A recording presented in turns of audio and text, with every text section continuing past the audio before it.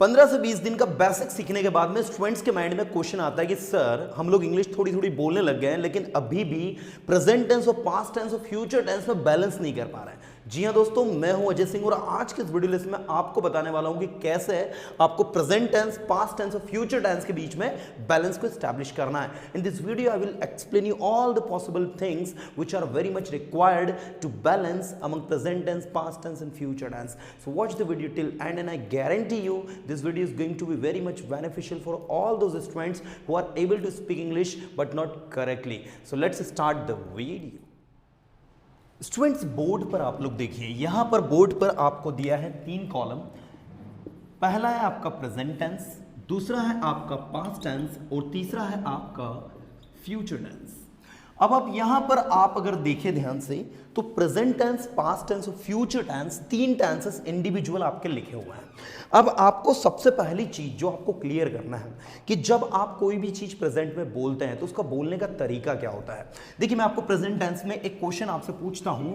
अगर मैं आपसे पूछूं what do you do daily, आप डेली क्या करते हैं, तो आपका जो आंसर होगा, जो answer will be in present tense, you would say V1 V5 plus object. आप जो भी आंसर करेंगे वो इस स्ट्रक्चर में करेंगे। आप कहेंगे मैं इंग्लिश सीखता हूं, आई लर्न इंग्लिश, मैं इंग्लिश बोलता हूं, स्पीक इंग्लिश, मैं समझता हूं, अंडरस्टैंड। आप क्या क्या करते हैं, whatever you do from morning to till night, whatever work you do, you have to speak in your own words by using present simple tense, right? On the other hand, when you use past tense, so you should know कि इसको use कहाँ करना है। इसके लिए जो question बनता है वो बनता है what you did yesterday, what you did yesterday. If I ask you what you did yesterday, you have to speak in your own words. So you have to use this specific structure, subject V2 plus object. So here you need to balance between present and past. You need to think about twice that when you speak in present tense, you say I do, I come, I understand, I go, and here when you speak about the past, you directly go in past tense. You have to start saying like yesterday I went there, I watched a movie, I met my friends, you know. So in your brain you have to balance between present and past, because students are very much confused between present and past, right? So first you need to balance between these 2 tense and then you have to jump on future. Later on I will explain you about the future, but first we need to learn how to balance between present tense and past tense. And not only in this particular specific this answer, everywhere I have seen after learning 15 to 20 days classes, after attending 15 to 20 days classes, I have seen students are very much confused when they speak. Even in the live classes I have seen when students say when I ask them that tell me what you did yesterday, so there is a specific pattern that they follow by using simple past tense that started speaking, but they do not use another structures. In the past we have many structures, like we use these structures too, okay, we use that structure too, we use also this structure could, okay. So we need to use all these structures. Actually we need to use all the possible structures that is the required of that particular sentence, but we don't use it.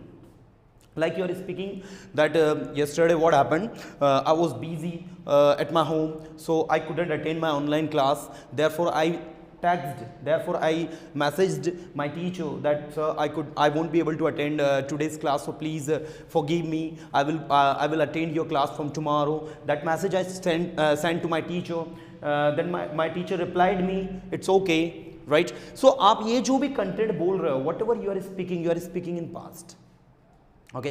सो आपको ऐसा नहीं करना है कि आप एक special tense को ही लेकर उसी को बोल रहे हो। You have to use all the possible tenses, जितने भी आप यूज कर सकते हो पास्ट के वो सारे आप लेकर चले। ऐसे ही जब आप प्रेजेंट में बोलते हो, अगर मैं आपसे पूछूं कि what do you do daily, तो आपको कोई इसी का यूज नहीं करना है, इसके अलावा भी आप कुछ और भी लाइक कर सकते हैं। जैसे आप कर सकते हैं कि these days I am at my home, इन दिनों मैं अपने घर पर हूँ, so I don't do anything special due to lockdown, due to COVID-19 I'm at my home, I don't do anything special, I attend my online class, sometimes I help my mother in the kitchen, I watch TV, I watch web series, so in a practical way you have to speak. When you speak in practical way it sounds great, And when you speak the things which is prepared, it doesn't sound great. One can easily judge that you are speaking these things which is prepared. You know, so prepared की हुई चीज़ों को मत बोलिए आप लोग। Randomly आपके दिमाग में ऑटोमेटिक आइडियाज आना चाहिए कि मुझे कैसे बोलना है, क्या बोलना है। तो जितने भी चीज़ें प्रेजेंट टेंस में आ रही है, जैसे कुड की जगह आप यूज़ करेंगे प्रेजेंट टेंस में करेंगे तो कैन करेंगे आप, ठीक है। इसके बाद जो भी चीज़ आपके पास है उसके लिए, now these days I have much time, that is why I am attending online classes. ये देखो, I am attending online classes because I have much time. You can use this structure, you know. So आप ये सारे के सारे structures जो हैं use करें। आप बोले कि I have completed my graduation, so now I am doing preparation for my post graduation. I have completed my graduation, so I am doing preparation for banking exam, entrance exam, you know. So use all these structures which are the part of it, right? So the first step which is required to balance between present and past is to know the difference between these two tenses. And this is the difference actually. You can see the visible differences of a structure. Here we are using ismr, so here we are using was were. Here we are using can, so here we are using could. Here we are using has have, so here we are using had. Right? Had, for this we have this structure actually. Right? So you can see this visible difference between present tense and past tense. ये जो differences आ रहा है सिर्फ आ रहा है helping verb का। इसका मतलब ये हुआ कि अगर आप लोग को helping verb की सही समझ है, if you know how to use correct helping on the correct place, so you can easily speak it, right? तो इस चीज को आप सबसे पहले समझिए कि present tense और past tense के बीच में कैसे मुझे बैलेंस को establish करना है।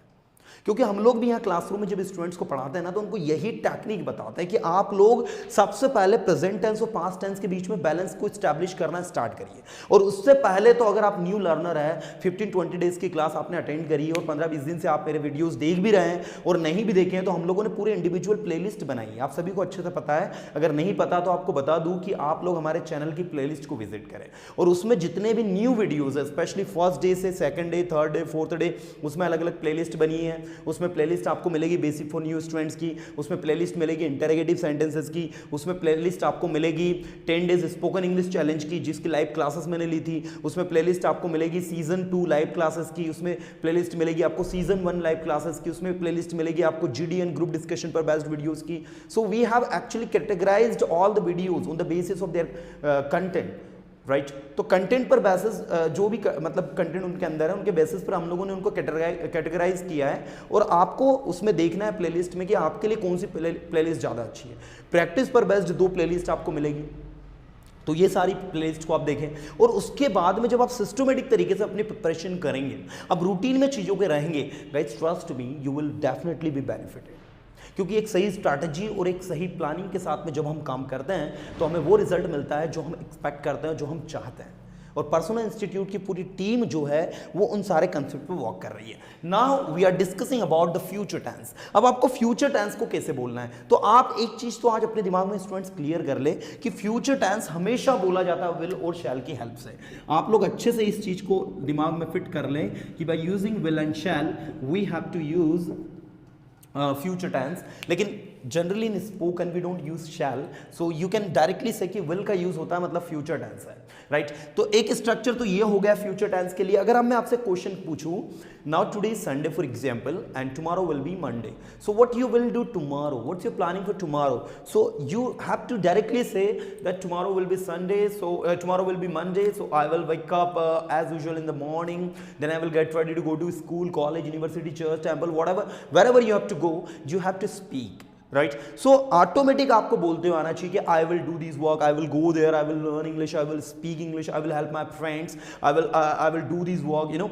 So आप जब इस तरीके से सारी चीज़ों को सिस्टमेटिक तरीके से बोलेंगे, trust me guys, you can actually learn how to speak English correctly. And that's the technique of Persona Institute and that is the USP of Persona Institute. आज हमारे पास जितने भी स्टूडेंट्स आते हैं इंस्टीट्यूट पर पढ़ने के लिए, maximum students you won't believe that they are from Hindi medium and we make speak English to Hindi medium student which is the toughest task in the world. दुनिया में सबसे कठिन काम होता है उस स्टूडेंट से हिंदी इंग्लिश बुलवाना जो कि हिंदी मीडियम का है, मराठी मीडियम का, गुजराती मीडियम का है और उसने इंग्लिश को अच्छे से पढ़ते भी नहीं आता, उसको इंग्लिश बोलना सिखाना। जो students already English medium school से जिनको थोड़ा बहुत पहले से बोलते आ रहा है, it's very easy to make them speak English. Right लेकिन उन स्टूडेंट से इंग्लिश बुलवाना जो कि हिंदी मीडियम से बहुत बड़ी टास्क होती है। तो हम ये सारी टेक्निक को यूज करते हैं, we use all this techniques to make this students speak, right. अब आप देखो जब फ्यूचर टेंस को आप यूज करते हैं तो फ्यूचर टेंस में आपको क्या करना होता है, फ्यूचर टेंस में आपको बोलना होता है कि I will do this work, I will do that work. इसके अलावा एक स्ट्रक्चर आपका ये भी होता है, विल के साथ बी लगकर ऑब्जेक्ट आ जाता है। एक स्ट्रक्चर आपका विल बी प्लस आईएनजी वाला भी होता है। अच्छा ये कहाँ यूज होता है विल बी आईएनजी वाला? Tomorrow will be your birthday, so you would से I will be cutting cake on this time tomorrow. I will be enjoying. I will be doing my work. Okay, if you attend this seminar, you will be listening to the great speaker. अगर आप ये seminar को attend करोगे तो आप एक अच्छे speakers को सुन रहे होंगे. Means the work that you will be doing in future. For that we use this structure. Right तो एक टेंस की अपनी समझ को भी डेवलप करो, आपकी करेक्ट टेंस हम करेक्ट जगह पर ऑटोमेटिक बोल पाए।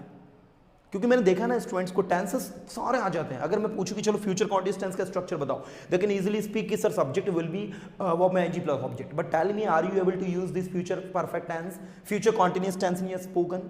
The answer will be no. Why? अरे जब भैया आपने टेंसेस को पढ़ा है तो you should be able to use it, why you are unable to use it? तो रीजन कहां जा रहा है? रीजन सिर्फ यही हो रहा है, we are not well practised, we don't know how to balance among present, past and future. Right? So on the board you can see, you can take even a screenshot, you will find the visible difference कि आपको इज़मार, can, हैज़ो, इज़मार, हैज़ो ये सब present tense में होता है, was, were, had, could ये सब past tense में होता है, will be and will have you can say, you know, will have been, ये सारे के सारे uses जो होते हैं आपके फ्यूचर टेंस में होते हैं। And when you learn the correct use of correct helping verb on correct place, trust me, you will speak correct English, right? So just apply this technique that I have explained you right now. After watching this video, first like my video and start practicing in the way as I have taught you today. Just practice the present tense first. Do the work that you do daily by using all these structures, right? Do the work, speak the sentences that you did, speak the work that you did yesterday by using all these structures, and speak the work that you will do tomorrow by using all these structures. Use all these structures, not a particular sentence or particular tense, क्योंकि एक tense के ऊपर depend नहीं रहना है। हम जब बातचीत करते हैं, मुझे बताइए, tell me one thing, in our native language do we ever think that I am talking in this particular tense? We never think. Why? Because in our native language we know exactly how to use correct tense on a correct place. Even we use varieties of sentences, but in English we don't do so. Why? Because we don't know the correct pattern to speak it. That is why we are unable to speak. So students, I suggest to all my viewers and subscribers, those who are watching this video, guys, start practicing from today. And do not think about your mistakes. In my every video, I just mentioned the point that do not think about your mistakes. Because when you think about your mistakes actually overcome on you. And you start thinking, यार मेरे बस की बात नहीं, मैं नहीं कर सकता। तो ये चीज़ें अपने दिमाग से आप निकाल कर फेंकिए, अपने आप को अच्छे से अच्छा इंप्रूव कीजिए। मेरी दुआएं, मेरी विशेस आपके साथ हैं। आई गारंटी कि आप बहुत अच्छी इंग्लिश सीखेंगे। उम्मीद करता हूँ डियर स्टूडेंट्स, इस छोटे से वीडियो के माध्यम से आपकी छोटी सी हेल्प कर पाया होगा। अगर वीडियो अच्छा लगा है तो लाइक करें, फ्रेंड सर्कल में शेयर करें। फिर मिलूंगा एक नए वीडियो के साथ में, एक नई एनर्जी के साथ में, कुछ नया कंटेंट लेकर। Tata bye, have a good day.